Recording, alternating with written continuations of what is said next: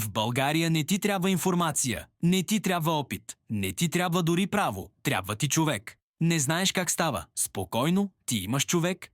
Не знаеш кой е човекът. Няма значение. Важното е да го кажеш с увереност. В България аз имам човек не е изречение. То е магическа формула. Отваря врати, затваря усти и спира въпроси.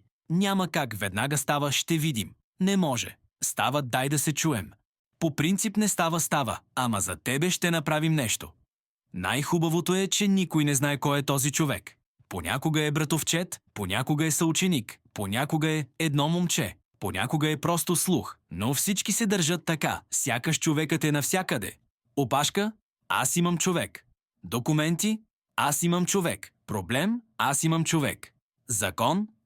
Законът е за тези без човек. И най-абсурдното, хората, които най-много мразят връзките, винаги имат човек, само че техният човек е по-честен, по-специален, по-оправдан. В България всички искат ред, но ред без редене. Всички искат справедливост, но справедливост с изключение. Всички искат държавата да работи, но не когато държавата им каже не. И после се чудим защо нищо не става.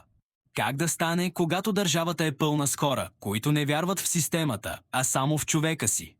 Най-тъжното знаеш ли кое е? Че аз имам човек звучи по-сигурно от аз съм подготвен, по-силно от аз съм прав, по-ефективно от аз си свърших работата. И докато така мислим, ще имаме хора, но няма да имаме правила. Ще имаме връзки, но няма да имаме доверие. Ще имаме оправдания, но няма да имаме държава. Защото държава, в която всички имат човек, е държава, в която никой не поема отговорност.